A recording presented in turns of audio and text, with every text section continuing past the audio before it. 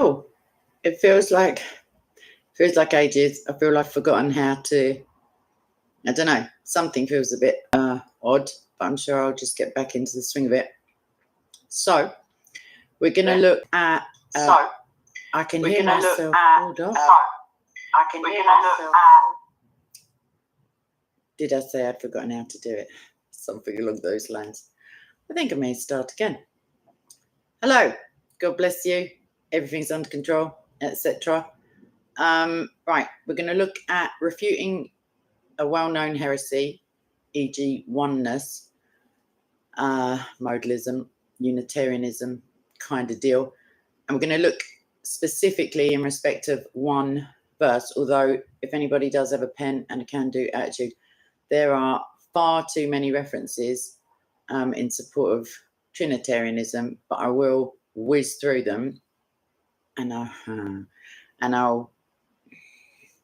will paste them into the description box at a secret date, which is potentially today.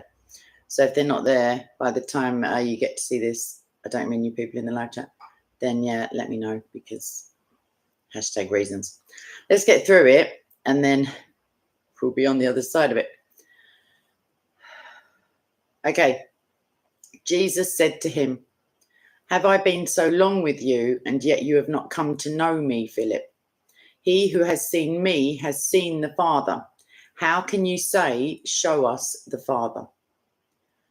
So, just before we look into John 14:9, we're going to just pause and remind ourselves that nowhere in the New Testament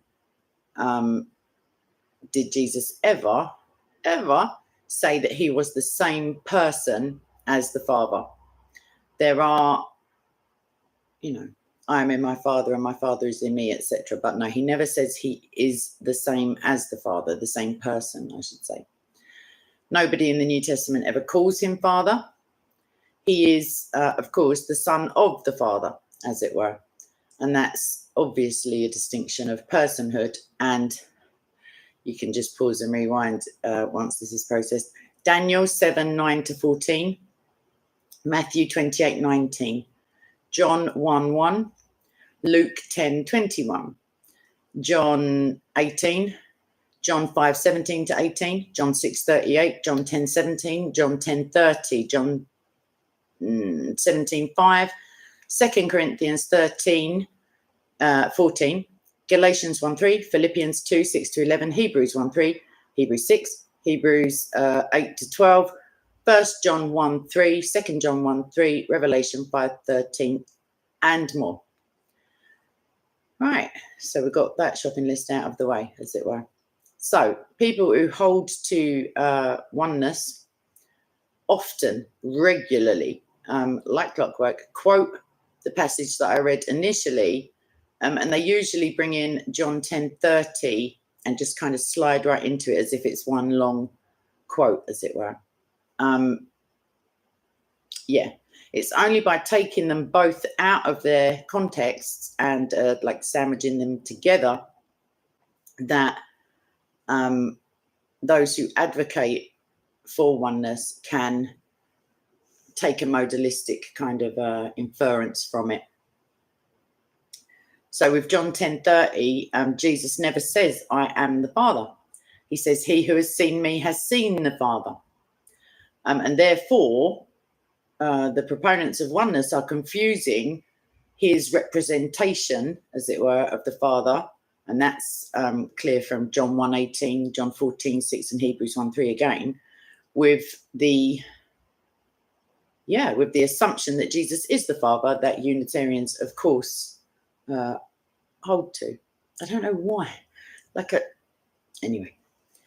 So, exegesis, meaning what meaning we take out of the scripture. I don't mean take it out and stick it in a box. I mean what we infer, what we draw, what is clearly there in the text, and what the Holy Spirit helps us to discern. So there are a number of scriptural refutations and ways of handling this. It's not only Unitarians who use it, but it is mainly Unitarians. Yeah, mainly. So the context, that's the most obvious feature of exegesis that we look to initially. Hopefully we don't get caught out in the reading what they ask us to read, but we look a little bit before, a little bit after, etc. So in verse 6, he says, I am the way and the truth and the life. No one comes to the Father but by me. So in the next verse, which is 7, he explains that if they had known him, they would have known the Father too. That's clearly like a distinction of persons. He then says to the disciples, from now on you know him and have seen him. Therefore, right, by knowing him, they have known and have seen the Father. So that's the parallelism, as we call it theologically, between have known and have seen. So Philip still doesn't understand that by knowing Christ, they know and see the Father, or have known and have seen. So he asks Christ, show us the Father. This is verse 8. Jesus then corrects him, reiterates what he said, that by seeing him, they can see. Like there's no, that is, they can know or recognize the invisible Father, i.e. verse 9. So context-wise, it's pretty self-evident, or it's obvious. By knowing and seeing Christ as the only way to the Father, they really could see and know the invisible Father. That's John 1:18, Colossians 1:15, 1 Timothy 6:16. So the Old and the New Testaments show us that the Son is and has been for all eternity existing and subsisting as, it's redundant to say the most perfect, as the perfect and exact representation, i.e. character, and that's the Greek, so there's a different kind of spelling, of the nature of the, there is a Greek word, but I just can't do it to you, I'm so sorry. The very nature of the Father, i.e. of him, not as him. And that's as of Hebrews 1:3, even if you check with the Koine to corroborate, because I just can't do it to the Greek-speaking people. I'm sorry. So when they, the disciples, and like everybody, sees Christ, they see the only way to and an exact representation of the unseen and the invisible, and up until that point, quite like the unapproachable Father. Christ makes him known, he exegetes him, he explains him, and that's at least according to John 1:18. And therefore he, i.e. Christ, has made known or brought news of the invisible God. We can't hope to have any relationship with the Father except through Christ. That's explicit, like except through the Son. Whoever denies the Son does not have the Father. The one who confesses the Son has the Father also. Like if you're not seeing there's two distinct people being referenced there, I don't know what, I don't know how, this is what I mean by I say I don't know how they believe this. In John 14:10, explicitly Christ differentiates himself from the Father when he says this: the words that I say to you, I do not speak on my own initiative, but the Father abiding in me does his works. Like there's just far too many, like linguistically, that's just concrete, it's done. So never, nowhere, at any time does the New Testament state that Christ or anyone else is the Father. Hopefully that's done that a little bit of justice. And then we would move on to the fact that the Father is spirit. He's prophesied as otherwise, but we won't really go into that because it doesn't do anything for this polemic or this argument. When Christ says, he who has seen me has seen the Father, the only thing his disciples literally saw at that time when he said, those who have seen me, was the physical body of Christ. The word made flesh is what they saw. So Trinitarians and people who believe in oneness all agree that the Father is invisible. He does not have a physical body. And therefore, Christ couldn't have meant that by seeing him, like by seeing Christ, they were literally seeing the Father, i.e. the fleshly representation. That's something else to take into account. And then we can look linguistically. So first person and third person personal pronouns and verb references. So throughout John 14 and John 16, Christ explicitly, clearly, with clarity, differentiates himself from the Father. And he does this by using first person personal pronouns, e.g. me, I, mine, etc. The verb references that he uses to refer to himself, and he uses third person personal pronouns, e.g. he, him, and his. And he uses those verb references when he refers to the Father. So John 14:16, I will ask, kego eroteso, possibly. Otherwise, just ignore that. First person is all you need to know. I will ask the Father, and he, e.g. third person, will give you another, so now we're going into, another helper, that he may be with you forever. So in this same way, which is a bonus for Trinitarians, Christ also differentiates himself from the Holy Spirit, who the helper is. Then, further down the passage, we see that that's who he is referring to. And he also differentiates the Spirit from the Father. So that's also handy. And then we have the different prepositions. So throughout John 14, 15, 16, Christ distinguishes himself by using different prepositions. They show a relationship between them, i.e. between the Father and the Son. And we see that a denotation of essential distinction. So Christ says in John 14:6 and verse 12, no one comes to the Father but through me. He who believes in me, I am going to the Father. So you see the directional, like the prepositions there. Paul also most frequently uses different prepositions to differentiate between the Father and Christ. So Ephesians 2:18, Paul says that by the agency of the Son, we, e.g. Christians, have access to the Father by means of the Spirit, another Trinitarian or Godhead or Trinity reference. For through him, e.g. Christ, we both have our access in one Spirit, capitalized S, to the Father.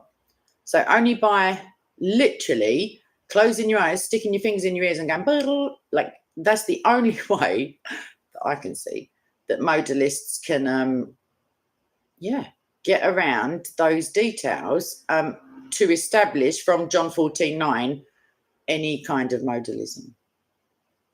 And then lastly, in terms of exegesis, John 14:23, the first person plurals. So we will come, we will make.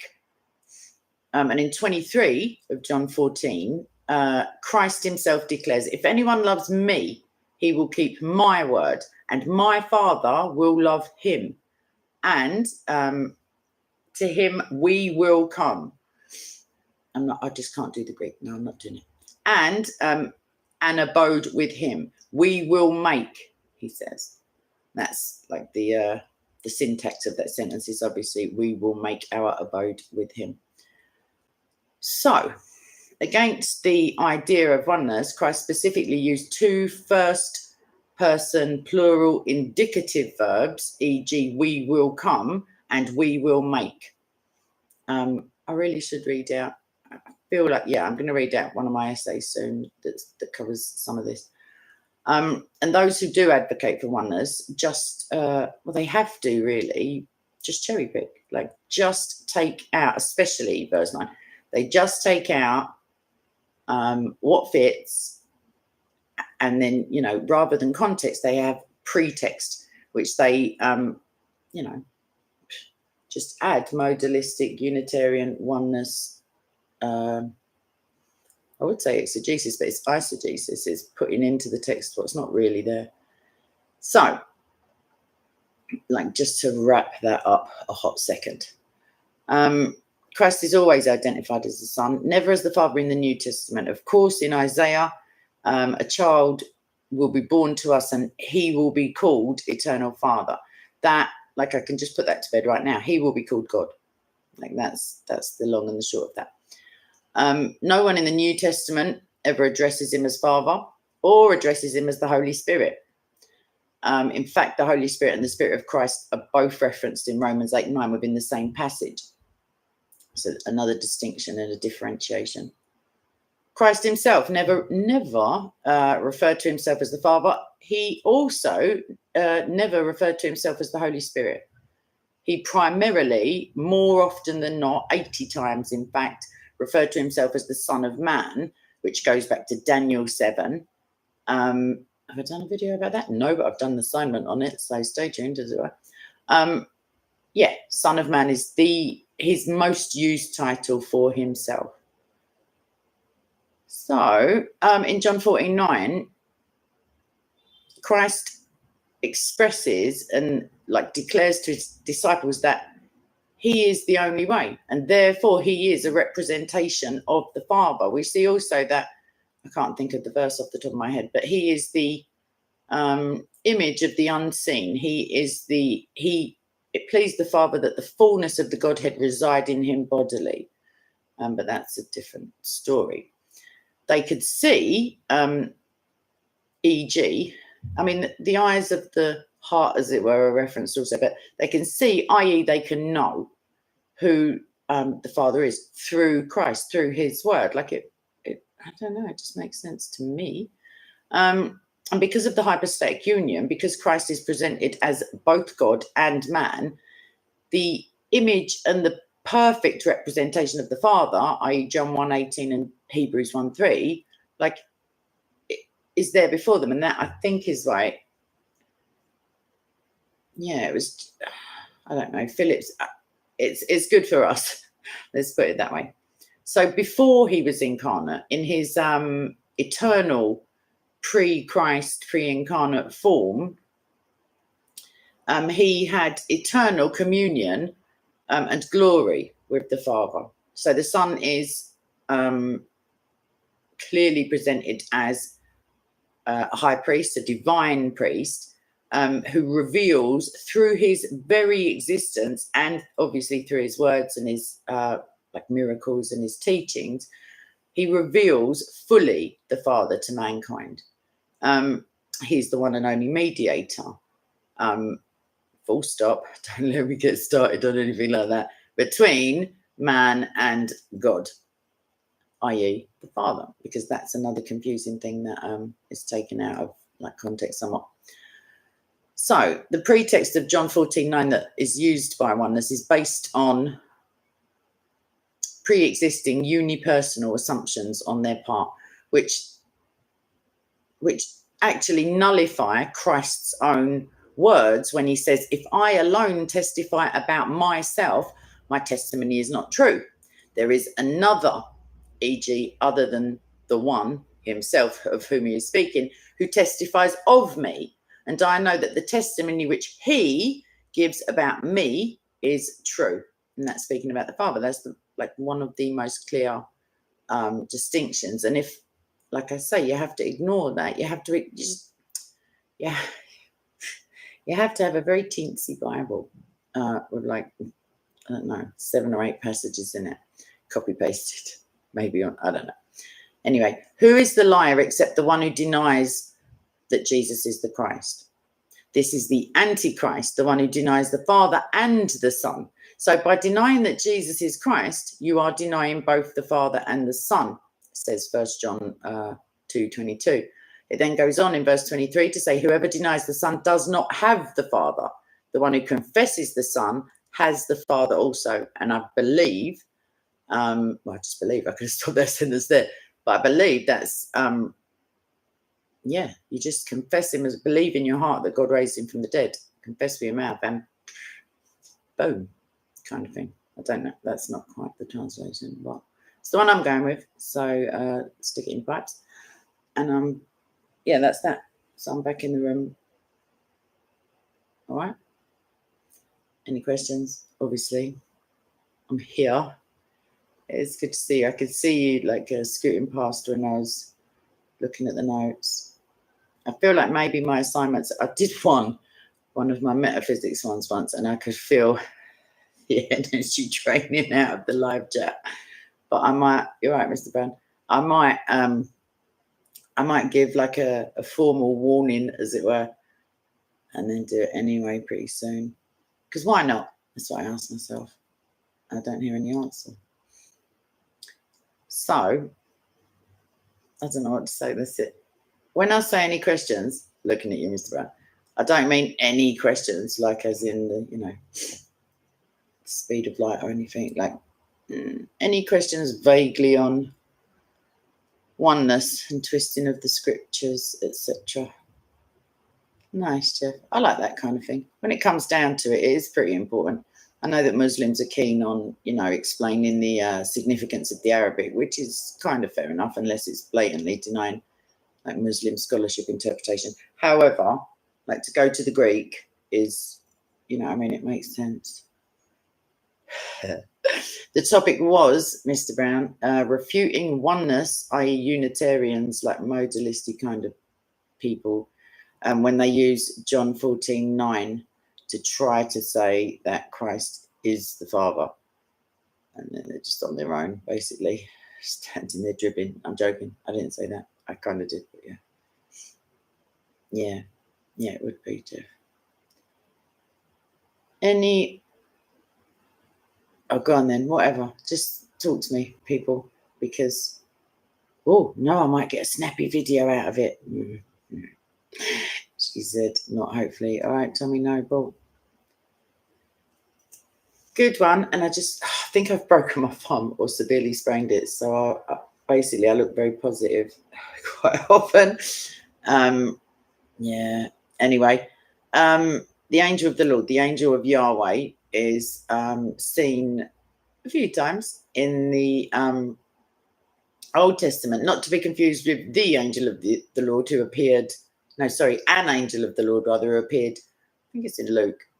At the heralding of the nativity, because that doesn't really make sense, and there are some mistranslations. I'm coming to you, Mr. Brown.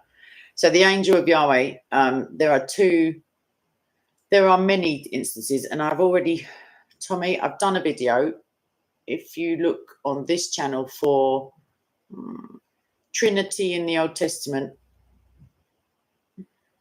the angel of Yahweh, I feel like that's what I called it. If you remind me in the real life comment section, the one down there, I'll post you the link to it, but it covers it. So he speaks as if he is Yahweh, and he also speaks of Yahweh, which is good for pluralists, Trinitarians also, that's good. There's a split theologically between those who view him as, like, he can be seen as the pre-incarnate Christ and the Holy Spirit also, but most certainly he is God. It's quite it can be a convoluted argument to hammer it home, but I've already done it in a video, so I don't want to. I can't. Not off the top of my head. It's pretty wordy, scripturally. So yeah, he fits in as a member of the Godhead, the Trinity. Yep, that's mentioned in there. That rings a bell from my assignment, Tommy. But yeah, it's all in there because it's all that I've seen the face of God and lived kind of stuff, but also his own speech, and also what Yahweh says of the angel. Listen to his voice, for he will not pardon your transgressions. But we know that only God can pardon those transgressions. It says that sort of thing. All right, Abbo? Long time. Yes, definitely, Ivan. There's pre-incarnate Christ, but without at that point, not made lesser than the angels and not emptied of himself and that kind of stuff. Thanks, Carol. I see. Unfortunately, I can't. I couldn't hope to possibly wash up properly until my thumb is healed. So, never mind. But no one's going to see it, even though I just grasped myself up. Yes, a Christophany. That's all right, Tommy. I will definitely give you the link if you remind me in the comments, because I do have a piece of paper but no pen, and I can't bend my thumb properly without a little bit of pain. But you want to see the other guy who was a moth. He didn't make it. Isaiah Foot, random guy. I feel like without getting my notes up, which I do have, it's a good few pages of notes. So I feel like all relevant verses are, if they're not all in there, it means that they're covered somehow, like the argument. Sorry, I could never forget you, Mr. Brown. However, I have immediately forgotten your question because I didn't read it in the first place. Sorry, but I've got an injury. So please scroll up, copy and paste it down again. I'll be your best friend. Thank you. Cherokee, right, love. Oh, I like the WEB. I've got the Berean. Where have I got it? Next door, like in the other room. And I've got a quick 6-7 Bibles up there, but I do like the WEB. I just like it when it says Yahweh, that it should say Yahweh. You know, I'm old-fashioned like that. I just like it. I'm not Jewish, obviously, by the way. Although sometimes the KJV can be like pretty, like flowery, like nice. And the one before that, the Great Bible of 1580, 60, something like that. I have got a scan of that, and it's just mayhem. There's no chapter and no verses. Oh, sugar, Jordan. Yeah, get back to work, madam. Little time traveller. It's always good to see you. Yes, exactly. That's it. I should do a video on the Tetragrammaton, on the YHWH. It's really quite, I mean, it'd be a short vid, but there's some deep stuff in there. Ivan, unless the good source is the Bible, it doesn't matter to me. Same with any of it just doesn't matter to me. Like it's similar for Christ. The blood is red. That's all we need to know. Right. Somebody told you yesterday that. Oh, I see what you mean, Mr. Brown. Okay, so Mr. Brown, for anyone who can't see the chat, is saying that Bloodfire told him yesterday that when God was walking in the cool of the garden, e.g. Eden, that was Christ. And Mr. Brown's asking, is that true? There's no reason to suppose it isn't. Obviously, it's not explicitly referenced, and I believe that exegesis came about as the result of the you cannot see the face of God and live kind of vibe, as it were, and the unapproachability of God. I'm trying to scan back through. Yes, they've already eaten, so there's already a separation. Metaphysically has taken place. They don't know that. The reader doesn't know that yet when they hear his voice calling out to them, because he says, like, why are you hiding? So the separation has taken place. They've broken the, count them, one commandment. Wasn't looking good even back in them days. But yeah, so that's I think that's why, because technically prior to that, when God breathes into the nostrils, and that there's no issue with that being the triune God there in Eden, because at that point it's paradise and there is no sin, because he says, I will not have sin in my presence. See, so like that's what I would say if it was relevant to the argument, Mr. Brown. But I understand that people who haven't already like accepted Jesus, it might be a bit of a stretch for them. Yeah, it's all right, Miss Brown. It's just real life. I was thinking, don't grow up. It's a trap. No, I wasn't. Well, I have thought that many times. I was thinking, when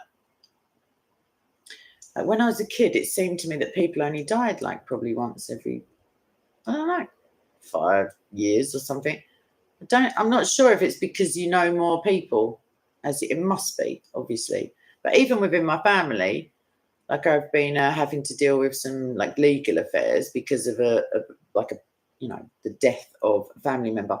And even in that short period, which isn't even a year yet, 3 other family members have died because it's all like to do with an estate and that kind of probate stuff. And I was just like, is there an email going around? And I've just missed the memo. Like people are just leaving early to avoid the like. I don't know. Like, all right, lockdown, fair enough. Why does that mean everyone just like not even COVID-y type shizzle? Oh, Mr. Brown, I'm really, really sorry to hear that. I won't read it out just for the. Oh, yeah. When I see you, we can compare notes. I've got some stories, but yeah, then there's some like just sketchy. I don't want to do it because I don't want the bid to get misinformation struck or whatever you call it. But yeah, should get a case to get try and get the medical records and see if it had ever been an issue beforehand. But it's pretty disgusting, all the things that are going on, and nobody really. It's a lot of smoke and mirrors and a lot of, oh, look over there. And then it's all still going on.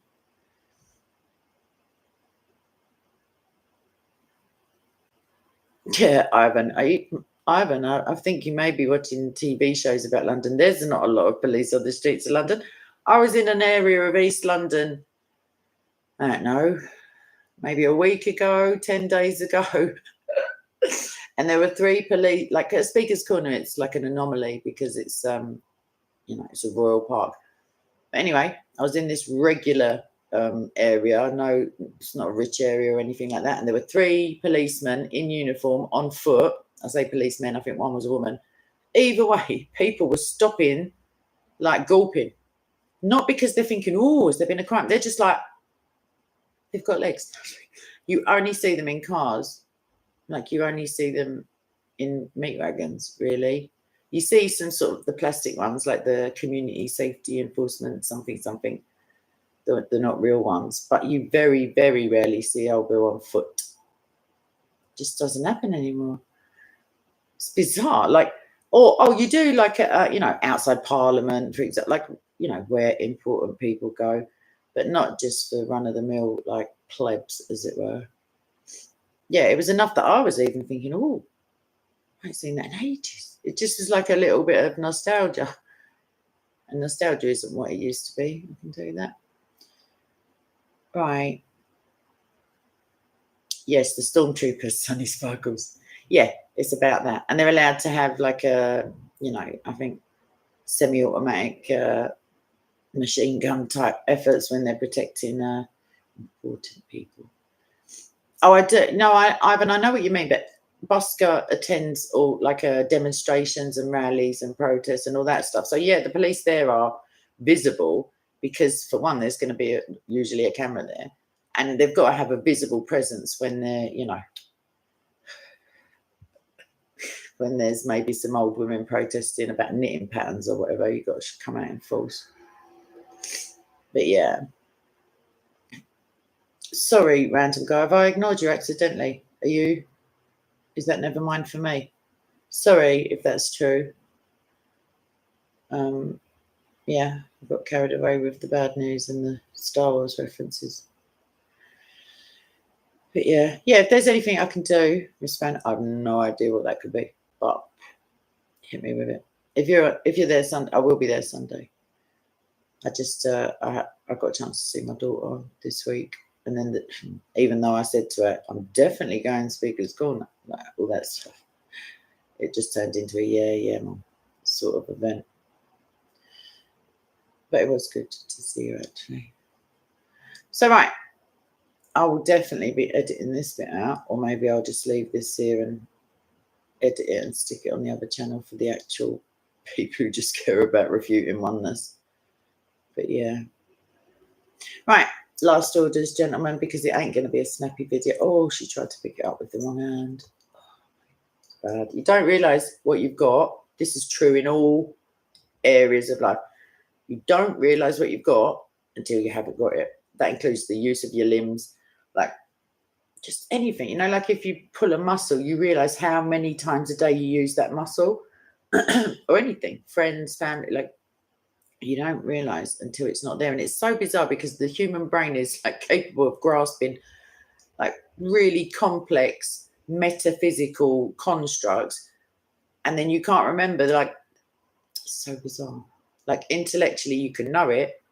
I was thinking it last night. I was thinking I've got a limited, we all have, I don't want to spoiler alert if you, a limited number of days left on this planet, and then an even smaller number of those limited days when I can do, please God, anything about anything. You know, like if you live to 95, like unless you're like pretty unusual, you're basically slippers, bed, like feet up. I don't know, Judge Judy. I'm thinking of mine now. But yeah, so an even more limited number of days in which to make a difference with the things that you're passionate about. And that could just be spending time with your family or just stopping to appreciate that, like, yeah, like the absolute wonder of like the beauty of life, the awesomeness. Come back to me when I'm feeling depressed and I won't be saying this at all. But you know what I mean? Like you wouldn't, if someone, I said it in a post, if someone told you had 21 days left to live, there's no way you would spend, I don't feel like you would spend any of those days just staring at the wall or watching reruns of something on your computer or just scratching. Like you would be like, even you might be like a little sightseer in your own town. I only ever get to go sightseeing when I've got visitors from abroad. Like other than that, I just walk past it. I'm like, oh, too cool for school. That's my problem. But yeah. Yeah, Carol, I got a friend who's got part of her leg missing. And it's the itching, apparently. That's been years, but you can get a phantom itch. And I just saw I just remembered an experiment that I saw. You get a prosthetic hand and your own hand, and you sort of cover up the wrists, as it were, and then someone gets like a feather and strokes at exactly the same time, both your hand and the fake. Eventually, your brain starts identifying with the prosthetic, and you can feel it. Shalom, Steve, or watcher, as I like to translate it. And the phantom pain thing is bizarro world, but better than that, because I was talking about that the other day, is phantom hand syndrome. Please YouTube it as soon as you get off this like stream. It's the most bizarre thing. The guy was waking up, his own hand was trying to strangle him. It's funny if it's not you, kind of thing, like, or if it's not someone you're trying to work with. But also, he would brush his hair in the morning, bless his little concept, and then his own hand would mess it all up. His own hand was shoplifting. The hand he was in control of was giving it back, saying, I'm so sorry. And it was just nicking it again. It's not funny, but it is. Like complete disassociation, like a person, like, is it the Addams Family or the Monsters? What the thing, just the hand in the box? Yeah, something like that, Jeff. But yeah, that's, I'd say mental, but I don't mean it in a derogatory way. I mean, like, that's mad. No, that's still the same word. That's strangely, interestingly unusual kind of thing. Phantom hand syndrome. Promise. Imagine that. It's one thing, I sometimes feel that there's a small part of me that's pulling in an opposite direction, as it were. But that's just taking the biscuit. And it probably does take the biscuit right out of his mouth. Can you believe it? That's it. Oh, my God. I knew someone would be in there with the knowledge. Whoa, Ivan. Where'd that come from, love? Sorry, was that apropos of nothing, as it were? Apropos? APROPOS. I'll stop using the long words. I'm going to just say, was that out of the blue, off the cuff? Or was there a conversation that was going on about euthanasia? Sorry, I just... Carol, there's another one that's just reminded me. It's really interesting. I wonder how these syndromes, I mean, they must have been prevalent before like modern psychology came along, and I can't think of the name of it. But to cut a long story short, there's the visual like processing center of your brain, and there's the auditory processing center. So and then it connects with your feelings, as it were, your emotions, your amygdala. So you, for example, I might even use Modine here. Yeah, you see someone and you hear them, and a bit of you goes, oh no, or it goes, oh, I love, you know, like you see your mum, you go, and you just automatically you feel the connection. It not consciously, but you just know, oh, that's my mum over there, kind of thing. Or you can just hear them, and you know, hold on, that's my mum. So, even though I did answer to a random mum in the shop the other day, but yeah, that's not the point.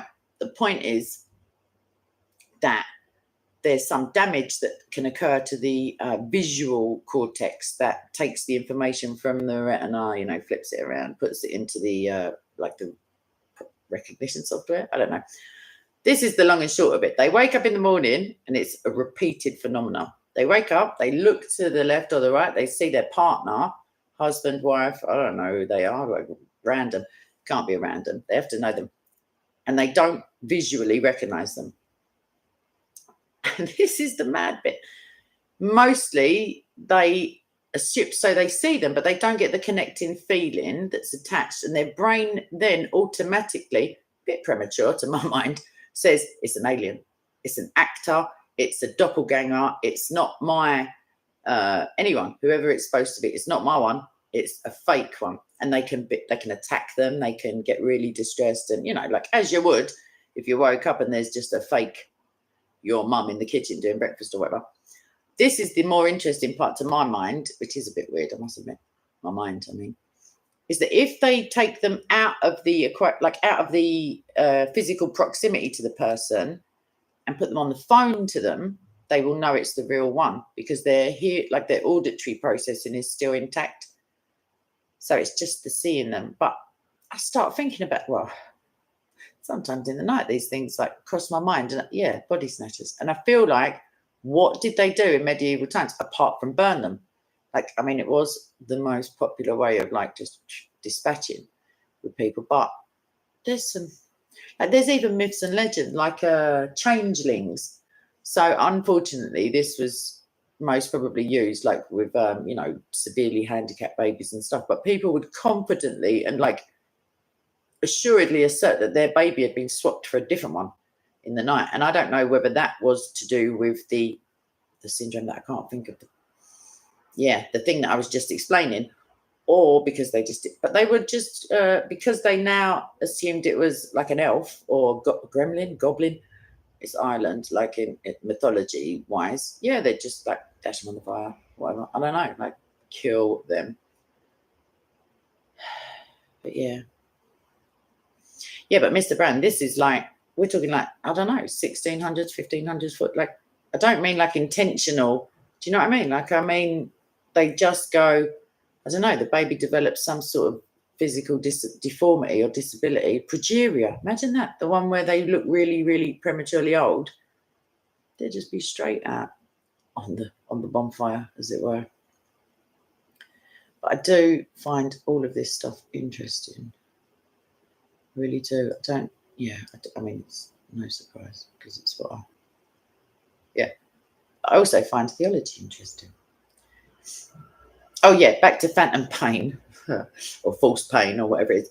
There are people nowadays, don't forget that your truth is the only truth that's worth legislating for, or whatever it is.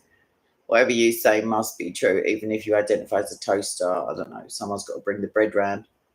But yeah, so there's people who've had operations and dismemberments, they've had amputations because I'm not saying it's not real, like they feel the pain, you know, constant pain, or I don't know, exacerbated pain that's got no physical, like the nerve endings are not being stimulated.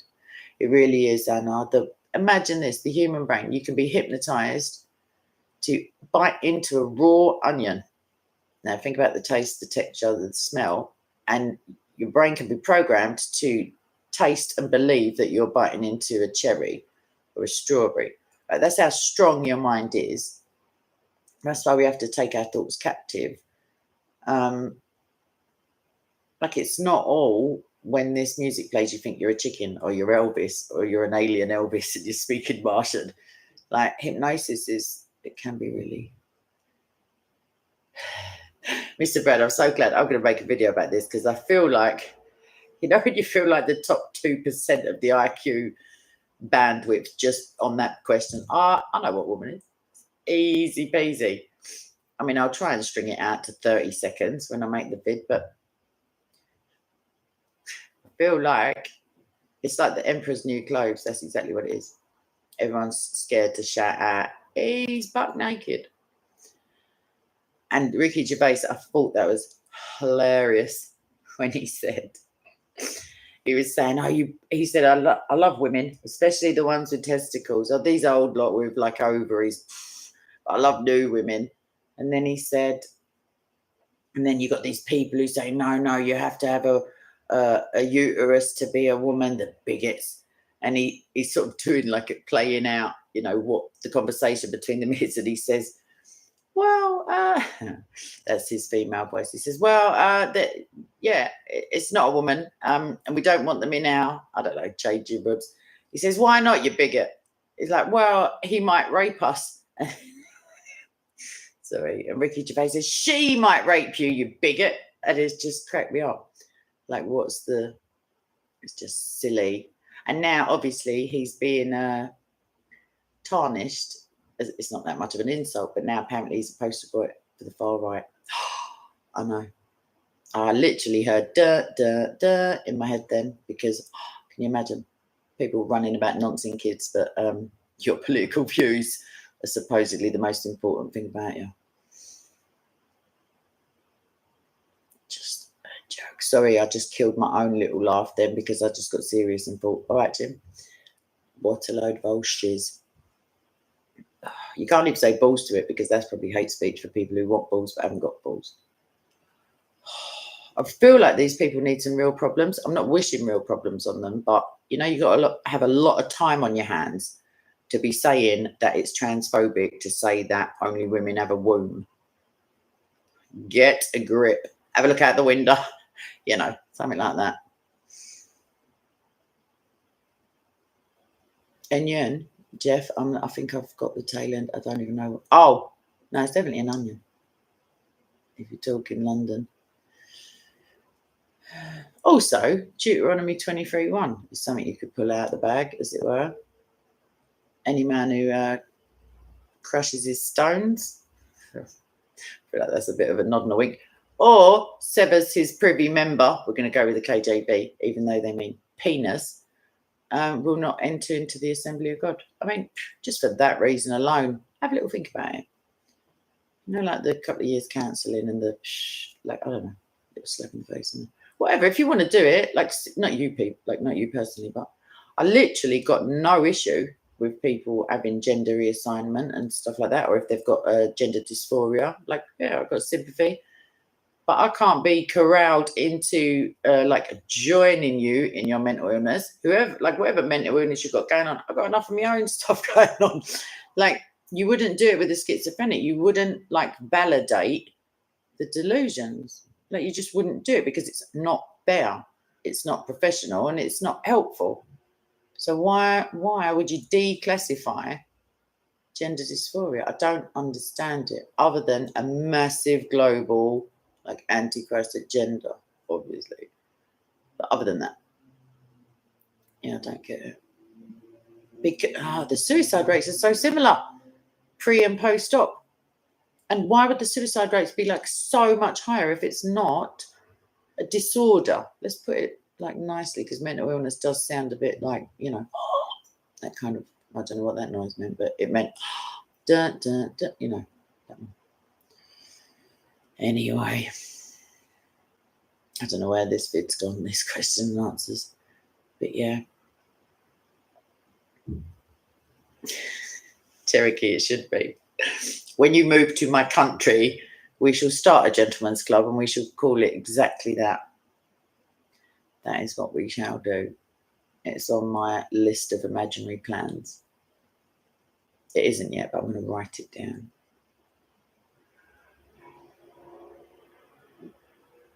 I saw him yesterday, funny enough. I just passed him in the street. So odd that you should ask that. I can't remember his name. Not Nadia. No, I might have just made that up, so I don't know. But yeah, they're fine. Yeah. So that was nice to see. Always just quite smartly as well. Yeah, that's another what's the word? Consequence of mental difficulties and the stigma, Ivan, around like depression and suicidal ideation and stuff.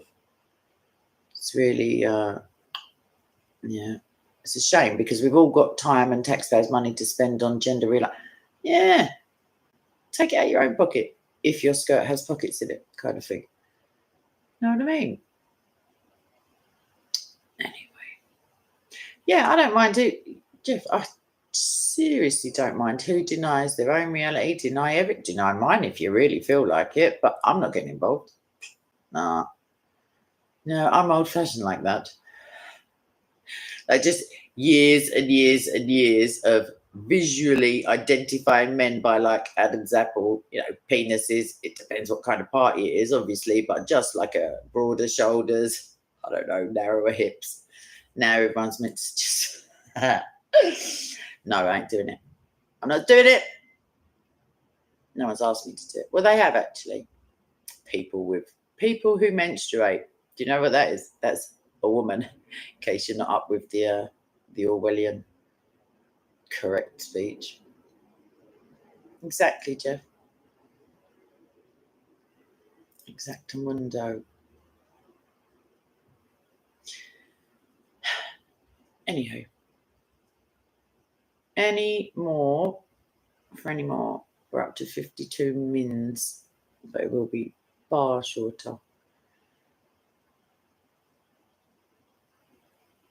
I don't know, there's some women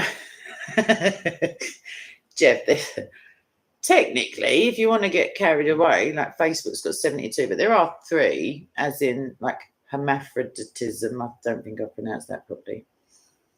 Yeah. Like undetermined or like, I don't know what you would call it, yeah. But I've seen some pretty decent beards on women, but only occasionally. We'll go with children.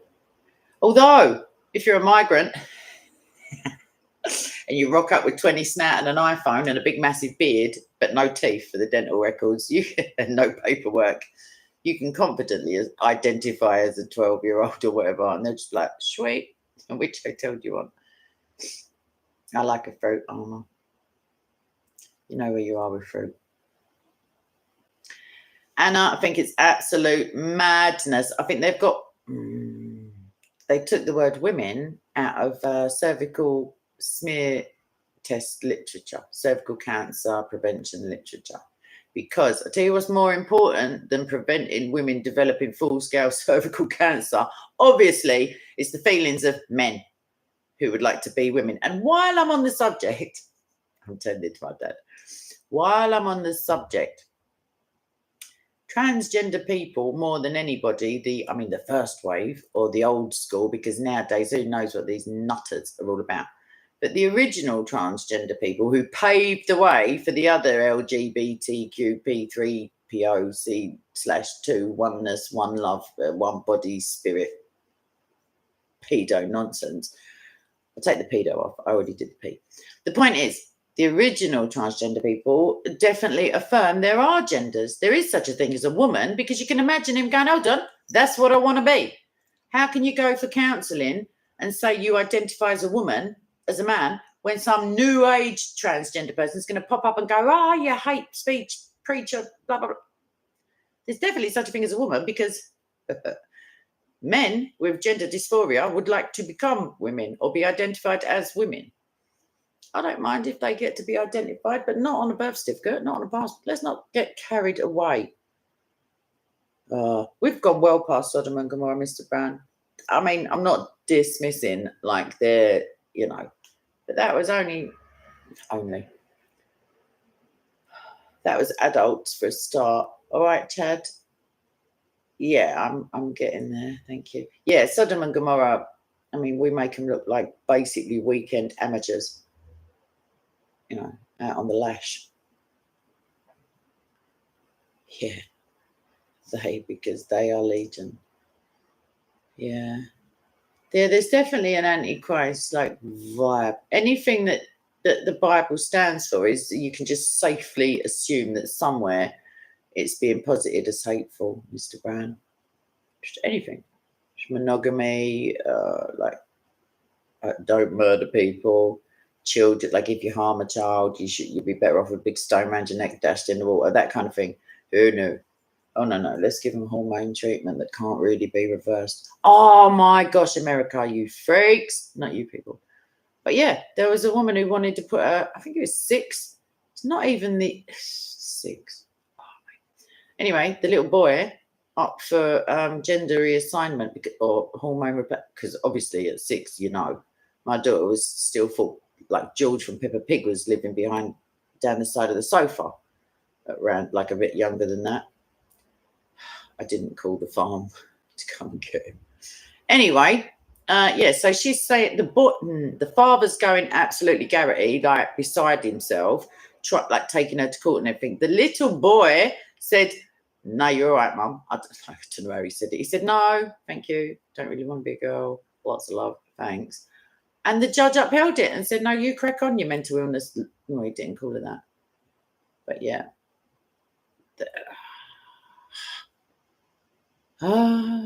Stop me. I'm getting annoyed. Yeah, that's Trinity. Like that. I'm not. Yeah, they can get on with it. It's easy enough if you're in well, maybe easier if you're in an Islamic country because you can wear a niqab. Who knows? It's under there. But yeah. Mr. Brown, that sounds suspiciously like friendly in a theological way. I'm guessing there's some polemics in there.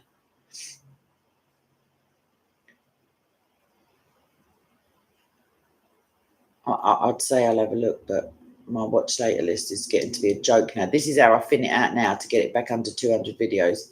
I make new playlists. I don't ever delete anything because I can't get around to watching it. So I just reassign them other playlists. And just because the watch later one looks little, i.e. 199 videos to go. Sorry, Steve, you waiting for your dinner, babes? Go on, I'm going to get off anyway. Oh, sorry. Just show you my big finger there. I don't even think they have to conjure them anymore, Jeff. I think they're just all on standby, like customer service should be. That sort of thing. Yeah, I know, without the consent of parents. That's the main aim of it. It's somehow weirdly paedophilic, i.e., consent. What's consent? Yeah, consent don't mean anything apparently nowadays. Sorry, Baz, I'm just about to go, babes, but it was. Baz, it was. I promise it was, up until about 24 minutes in. And then it all went sideways, pear-shaped, if that's not hate speech against non-pear-shaped women / I can't even say female. Humans of I don't even know. I can't make it up as well as they do. I know it is, time will tell. I know. That's what's so sinister. That's the bit where your blood goes cold when you see that it's not just a little flash in the pan, that it's just the stuff has been laid down. No, it was about refuting oneness within the pretext of John 14:9 and 10:30 to some extent. Yeah, we did a lot about the differentiation, the context, that like 5 exegetical kind of flashpoints. Okay, I guess. Thank you, Jeff. I love it. Well done.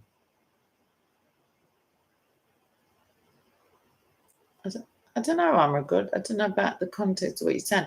He's not going to run out of patience. I mean, he's perfect at it. But yeah, time is running out for us, even if not for the world. But definitely for us, all of us.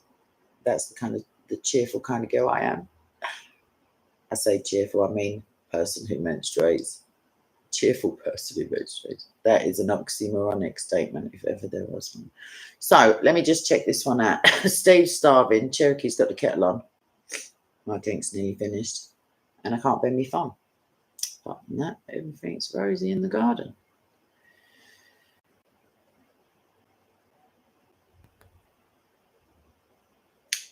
I was talking about a Unitarian / modalistic framework because it's whomever uses that argument has. But yeah, usually people who are saying Jesus is the Father as opposed to is the representation of the Father or is in the Father.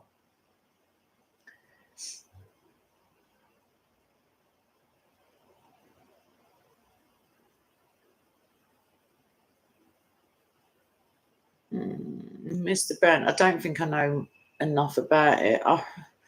To my mind, like just off the top of my head, nothing to do with Israel really, but to name your whole movement after one of the deadliest sins is like a joke right there. And then some of the stuff I've seen at America, I mean, like obviously America's like a special category of its own, but so, and there's kids in buggies or strollers, depending on where you look, like just rank. And I mean rank, and I am a grown-up lady or person with a room or whatever. Like, I'm an actual adult, even though I'm trying to refute that even in my own head. Like, the adulthood. It's just nastiness. I'll tell you who did a good little walk around. Fleckus. His name is Fleccs. He does Fleckus talks. And he goes around to campuses where they're like protesting Shapiro, and he goes to the pride marches, and he's just asking. He's so like friendly and that, and he's got a wooden spoon. That's his thing, like with a mic taped to it. But that's on my watch later list. Funny enough, I might stick that in the comments. It's just the most outrageous nonsense. And he's going up to him asking, like, do you think this is all right for kids here then? Like, this geezer, I feel like there's a sex act in it, but it's blurred out. In fact, I know there's a Rita Randy kind of like event happening, and there's just kids there strung about. Scummy Scumville. I mean, whatever your kink is, like, don't get me wrong, none of my business. Literally none of my business. But why are they the only people who have to go out in the street with the glitter and the budgie smugglers and that? What? Just dead indoors. Get a hold of yourself. Stop being scuzzy.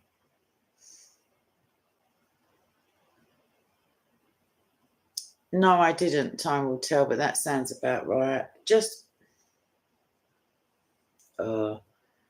we had a case, like, I can't think of the name of the place. It was a well-known social services muck-up where a load of children were taken from their parents on like really spurious allegations and proof of abuse, and yet there's literally on camera that's sexual abuse in anyone's book, like knowingly taking your child to a sex club in effect. Like, what but then again, I forgot consent doesn't mean anything. What was I thinking? I'm such a bigot.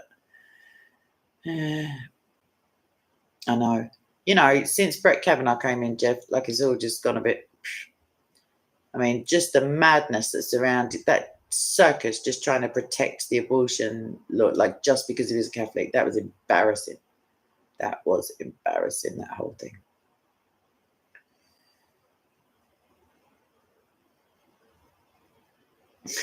Mr. Brown, I must have slept in that. I must have missed that and all the coverage of it. Not that I watched mainstream, but yeah, it's a good job I'm not that fit, really. I prefer to walk. At least where the inside of your shoes have been, kind of thing. It is proper manky, but it's dressed up as a liberated, sexual revolution stuff. So get over yourselves, you bigots, etc. Just, hey, I got one better for you, Cherokee. I think it's in New York. There's some little kid with eyelashes out there. I feel like he was about 10 at the time. Oh, I saw another video. Anyway, the first kid that I'm thinking of, he's like an actual drag act, actual little G-string, actual adults putting actual money in his actual. Yeah. And then I saw another one the other day, like a training camp for kids to just gyrate in front of just, what are we going to call them? Potential paedophiles? Or like, is it just the act of attraction as opposed to the scumbags? But we have to pray for them, because if anyone needs it, they do. And we need to practice. So that's it, Desmond. Yeah. Parents. We like to go. So if I'm a person with a womb, it's not in a box, it's in my body. They can be, I don't know what you'd call them, but parents isn't the thing that springs to mind for me. Parents, in my mind, has got connotations of care, security, safety, not pimping your kid out to pedos, just the little things. Just that old-fashioned, crazy kind of person I am, really. Yeah. Anna, we had people going around public libraries doing drag queen story hour with their actual genital, very tight-fitting clothing for a man dressed up as a woman, but crossing and uncrossing their legs and teaching kids about gender. And they had it in Canada as well, obviously. And when Dore Love went into to give the geezer a bit of a mouthful, not even aggressively, just literally some Bible stuff. Oh, it was like Stockholm syndrome. All the mothers turned around and rounded on him as if he was being like. It's literally inverted. Reality is being inverted.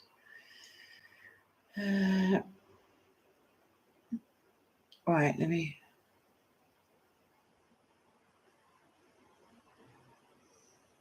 Yeah, I guess that's the difference between maybe I don't know. There are different, paternity tests, for example, are only for like the father, whereas being a dad is different. You don't have to be related necessarily to be a dad to somebody, but to be their father, you have to be related, Ivan. So I'm saying the difference between a mum and a mother, as it were. Yeah. All right then, Tyrell, yeah. I feel like maybe I've done my stint here at an hour 7 mins, and I hate to do it, but maybe I'm going to wait 24 hours till the live chat's processed and then cut the video in half. Thanks, Abstract Delusion. I felt a bit shaky at the beginning. Then I went through all rightness, and now I'm out into paedophilia and little kids rubbing stuff in. I don't even want to keep reading. That's what we was already just talking about, John. Scumbags is what I like to shout randomly around my flat, like I got Tourette's. It does happen, believe me. Yeah, Baz, that's it. It's not hateful to say that there are differences in bone density, in bone, sizing. It's just not. I don't really care if it becomes that way, because I always miss the meetings anyway. So I couldn't give a shiz. Don't care.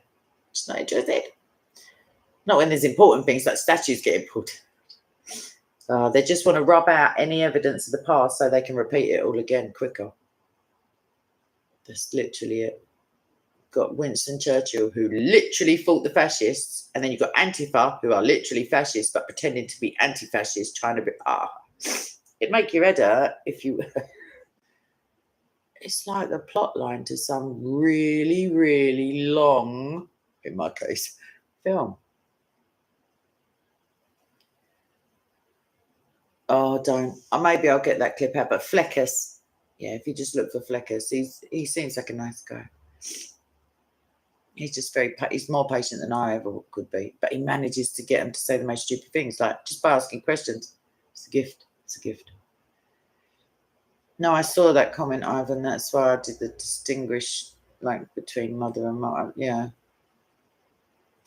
Yeah, just because you are, you have that familial relation, as in,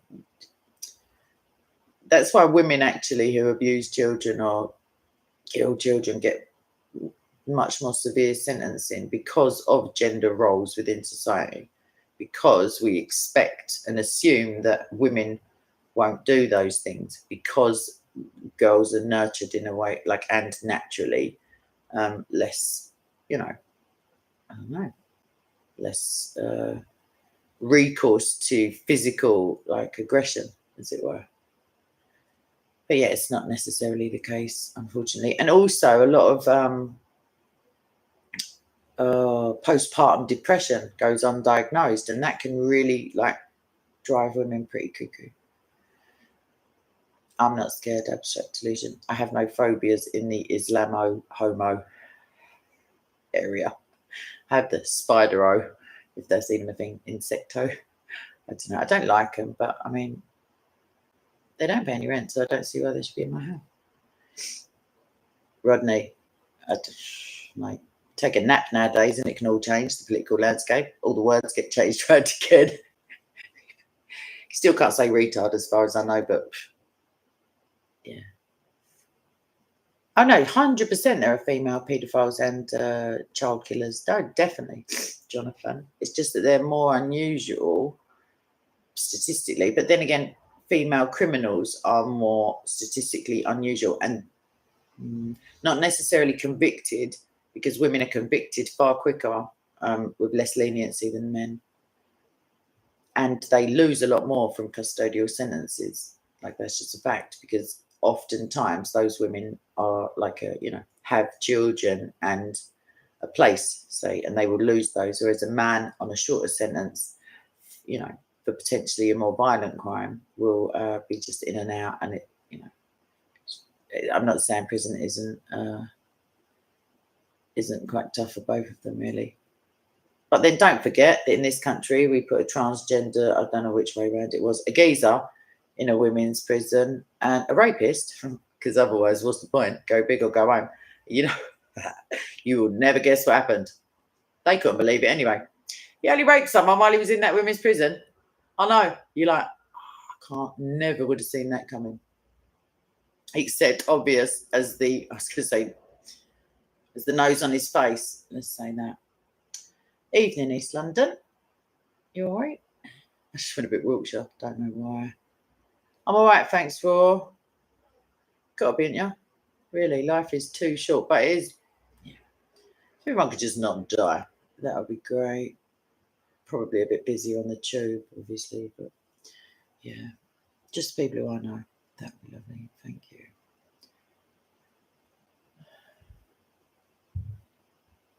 No worries, Rory. I am literally just going. I said that when someone else just come in a minute ago. I think it was Baz, like 12, 15 minutes ago. I ain't seen no one for ages. But this is all going to get edited out, kind of thing. Oh, Jeff, I don't even want to okay. Oh, someone else did it. It's all right, actually. Yeah, it's one of them ones where everyone has to go, it's like the Emperor's New Clothes. You have to act surprised or you're... That's the thing. All this diversity nonsense, there's no diversity allowed. It's literally what they say is the opposite of what they want. Equality. There is no equality if you're like a straight white man or a Christian or... There is no equality. Let me silly. Ivan, I'm all right. Like, some days are better than others. I've got my assignment to be avoiding now. My next one.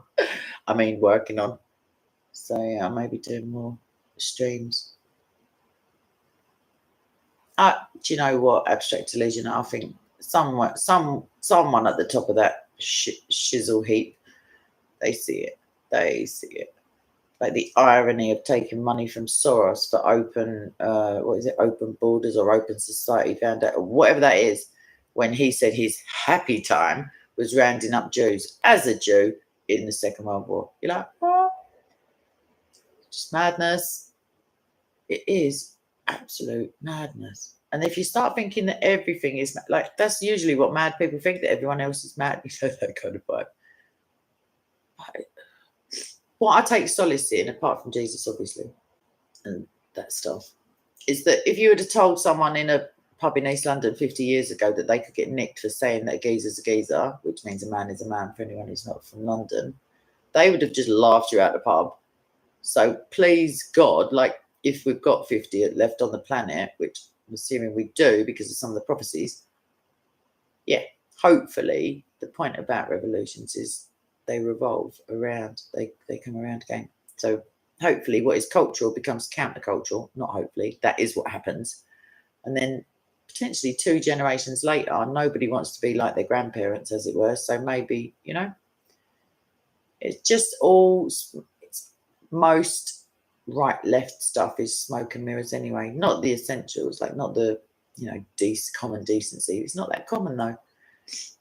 But the other thing they try and make you do is they do the programming, literally the programming on TV. They make it so that you may feel sitting in your living room that you're an absolute bigot, and clearly everyone else accepts all this absolute twaddle, because they make it seem like there's overwhelming support. And the linguistics they use is the presuppositionals. The assumption is that clearly it's normal.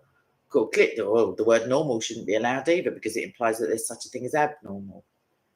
But yeah, not me, Baz, not till I've got this assignment out of the way and all that. It was a fabulous decade, East London. I'm not too sure about the ponchos or the flares though. I feel like maybe just bring back the vibe as opposed to the aesthetics. The music was all right though. I'll give you that. It's time for deprogramming, Jeff. It's time for literally the same way you do with people in cults when they come out of cults. Anyone who hasn't already seen it, have a look at the video I made called what did I call it though? The Cult of Wokeness. That's not what I called it. Just put the word wokeness in with my nut like K-Psycho Films, and it's interesting psychological stuff about deprogramming people who join cults. And if you just think of it as, you know, if you just insert the different words in your own mind, like as in satanic antichrist stuff, it's pretty standard. Right, I'm going to skedaddle, my little lovies, because I haven't had any dinner. I just had to double check whether I was lying, but no, I haven't. So thanks, Ivan. I got out of the bath, and then because of this injury, I'm finding it difficult to put my hair up. I know, the first world problems over here. Can you imagine? Nigerian suffering, what a joke. I can't put my hair up. I'm literally kidding. That's outrageous over there. It's absolutely disgusting. What's going on? And I've got, I did it for the members, but I put up a video of this church massacre, like the literal immediate after, like they're still laying on the, very difficult once you've seen. I mean, I've been seeing that sort of stuff for years now. Yes, years.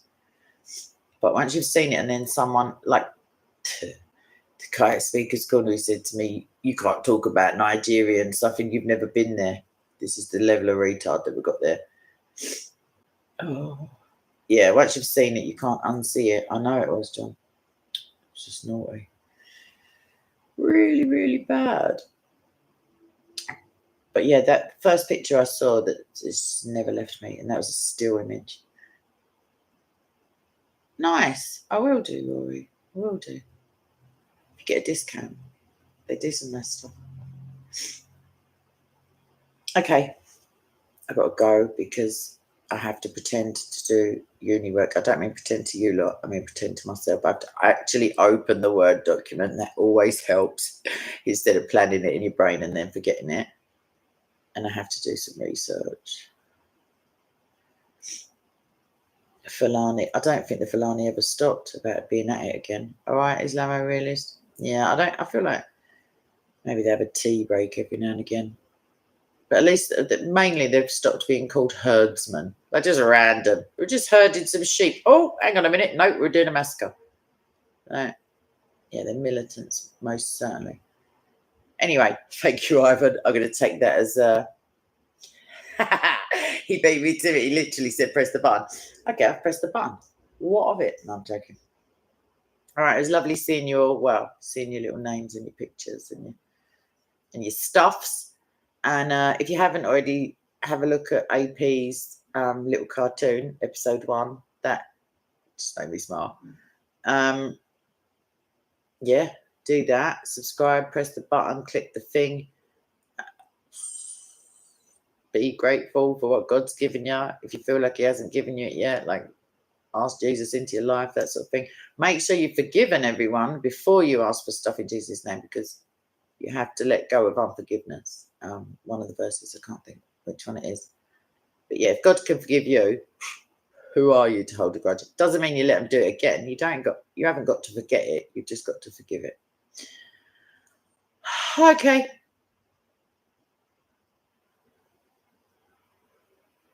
As I hadn't thought of it quite like that.